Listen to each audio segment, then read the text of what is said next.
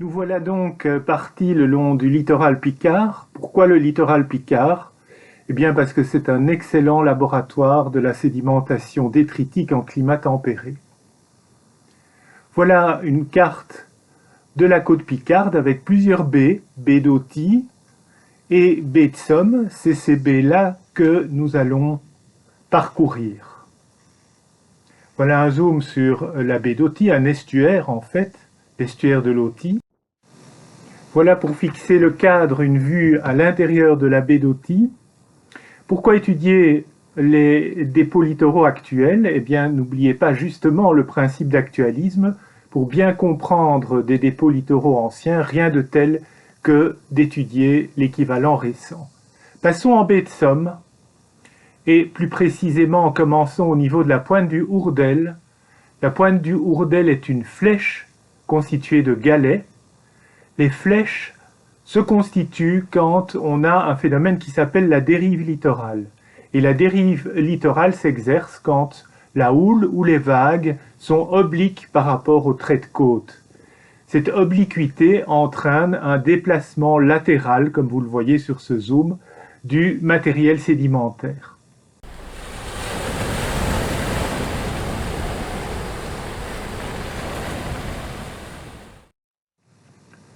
On s'avance maintenant dans la baie, une vue depuis une hauteur. On aperçoit en face la côte opposée de la baie et dans le fond à droite, le fond de la baie. On s'avance un peu plus vers le fond de la baie, on est à Saint-Valery et vous voyez le chenal principal de la Somme, à marée basse.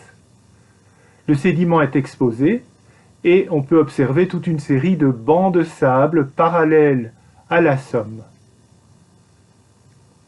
On va voir la même vue à marée haute. La marée est importante et ça nous indique qu'elle aura une influence essentielle dans la dynamique sédimentaire, c'est-à-dire dans le transfert et le dépôt des sédiments. Alors on va parler un petit peu de marée grâce au schéma. En haut, vous avez la position de la Terre et de son bourrelet de marée par rapport à la Lune et au Soleil. On voit que, en cas de quadrature, l'attraction de la Lune et du Soleil se contrarie. Ça nous donne ce qu'on appelle des mortes eaux. C'est l'inverse en cas de conjonction et d'opposition, où l'attraction s'ajoute et nous donne ce qu'on appelle des vives eaux. En dessous, c'est un marégramme. Un marégramme est un enregistrement de la hauteur de la mer à un endroit, et on voit bien la succession des mortes eaux et des vives eaux. En particulier, voilà le marégramme pour la baie de Somme. Il nous montre que l'amplitude des marées est importante. On peut, en cas de vives eaux, atteindre des amplitudes de l'ordre de la dizaine de mètres. Voilà d'ailleurs un autre schéma où on peut observer l'onde de marée et son amplitude. Alors on va passer maintenant au Tréport, c'est-à-dire en dehors de la baie de Somme. C'est une côte avec des falaises de craie qui contiennent des silex. Un autre paramètre devient important au niveau de cette côte, ce sont les vagues et les courants. La marée reste un paramètre essentiel, on le voit dans le port du Tréport, ici à marée basse, et à marée haute.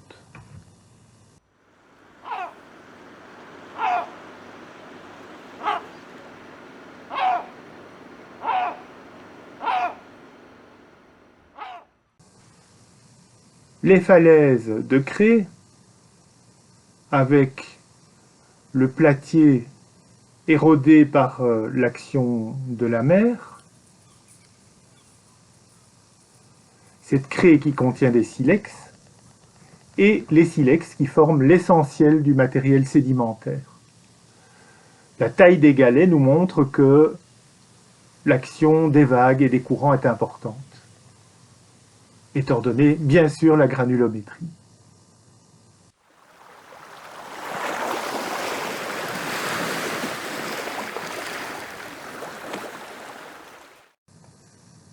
Nous revenons à la baie d'Authie où nous allons examiner plus en détail les différents environnements sédimentaires. En commençant par la zone subtidale en bleu foncé, toujours inondée, la zone intertidale où se fait le va-et-vient de la marée en bleu clair, et la zone supratidale qui n'est inondée que lors des marées exceptionnelles. On va d'abord regarder ce qui se passe à l'extérieur de la baie au sud. C'est une plage sableuse avec un cordon dunaire. Et si vous regardez les corps sédimentaires, les bancs de sable, ils sont parallèles aux traits de côte. Alors ce schéma montre la différence entre, à gauche, une dynamique sédimentaire dominée par les marées, où les corps sédimentaires sont perpendiculaires au rivage, et à droite, une dynamique sédimentaire dominée par la dérive littorale, où les corps sédimentaires sont parallèles au rivage. C'est ce qui se produit ici. En dehors de la baie, c'est la dynamique sédimentaire liée à la dérive littorale qui est l'agent principal de transfert de sédiments. Voilà le cordon dunaire, très important car il permet de recharger naturellement la plage en cas d'érosion. Et le cordon dunaire, comme vous le voyez ici, est stabilisé par des oyas. Alors on va aller voir dans la baie maintenant, au nord.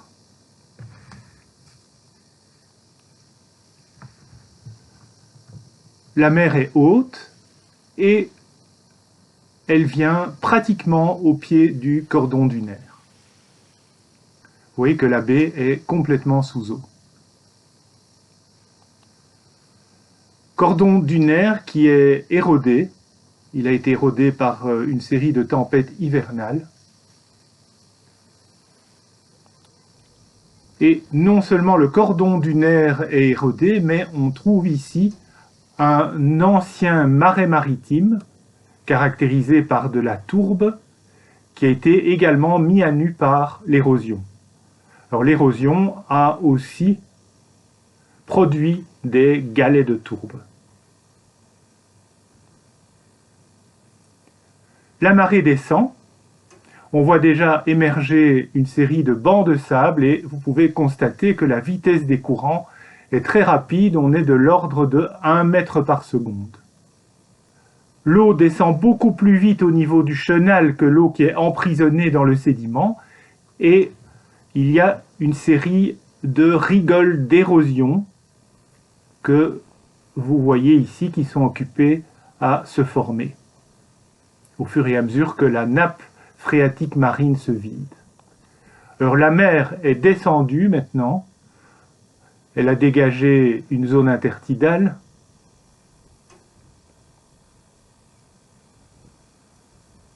Et on voit de mieux en mieux le chenal de l'Authie et toute une série de bancs longitudinaux à l'horizon. Alors dans le chenal proprement dit, il y a une série de mégarides avec sur ces mégarides des petites rides lingoïdes qui sont liées à des courants turbulents. Si l'on regarde le sédiment, on peut constater qu'il est rempli de petites cavités qui sont en fait des bulles d'air piégées lors de la montée de la marée. Autre caractéristique du sédiment exceptionnel ici, c'est un sédiment relativement fin dans le chenal et qui est stabilisé, piégé par des filaments microbiens qu'on voit très bien ici. On va s'avancer encore un petit peu dans la baie. On commence à voir le chevelu des chenaux de marée secondaires. Voici un chenal relativement important avec les herbus. Les herbus, appelés aussi scores, sont les zones supratidales colonisées par une végétation qui supporte la salinité.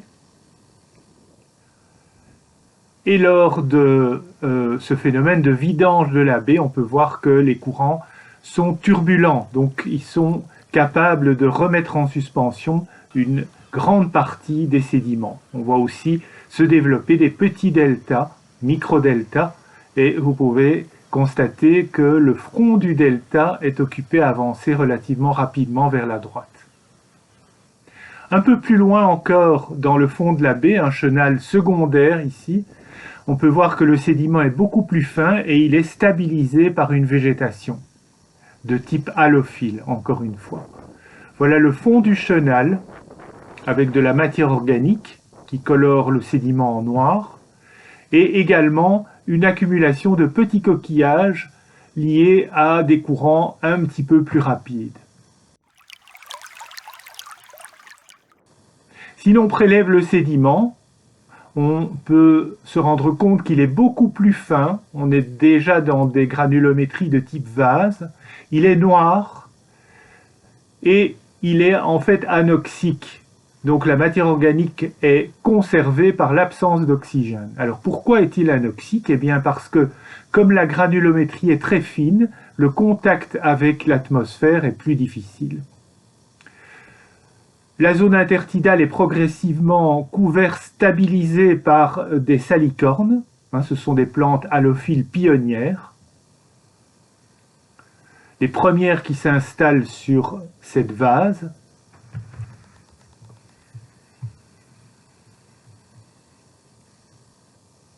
Et on va maintenant revenir en baie de Somme pour examiner également l'herbus.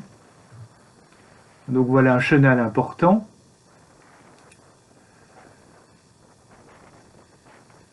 Et le bord de l'herbus.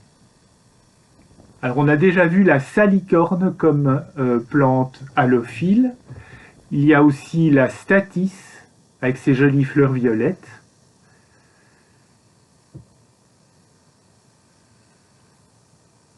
Et l'obione qui stabilise ici la bordure d'un de ces chenaux de marée. Vous voyez la taille de cet herbus.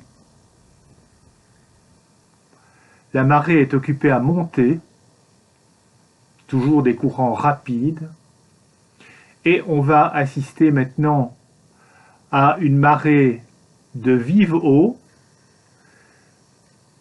La mer est très haute et elle vient mordre le bord de l'herbus.